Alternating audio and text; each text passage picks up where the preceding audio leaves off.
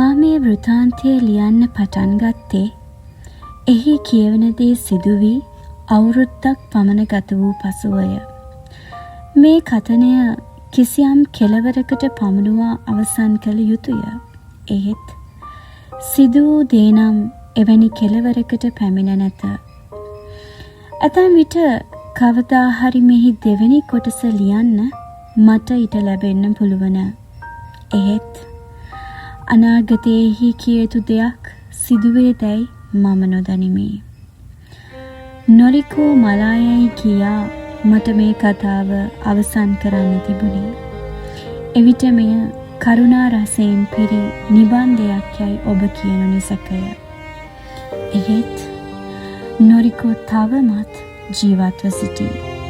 මමද ජීවිතයේ අක්කිසේ ඒ මේ අත වැනිමින් සිටීමි. කතාවක් නම් පිරිපුන් රටාවකින් යුතුව ගොතා හමාර කළ හැකිය. එහෙත් ජීවිතය වියා හමාර කළ නොහැකිව එතනින් මෙතනින් එල්ලෙන පන් ඉරුවලින් හැඩියූ මුල්ලකට දමා තිබෙන පඳුරු කෑල්ලකට සමානය. මිනිසුන් මරණය පතන විගසින් ඔවුන් වෙත මරණය නොපැමිණේ. ඔවුහු දීර්ඝ කාලයක් දුක් විඳිමින් ජීවත් වෙති.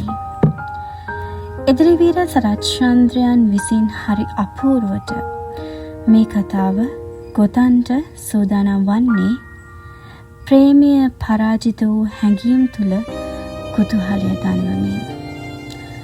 කතාකරුවා ප්‍රකාශන වූ ආදරය තුල තනි වෙමින් ඈත ජීවත් වන නොරිකෝ දෙස බලා සුසුම් හෙළමින් සිටී.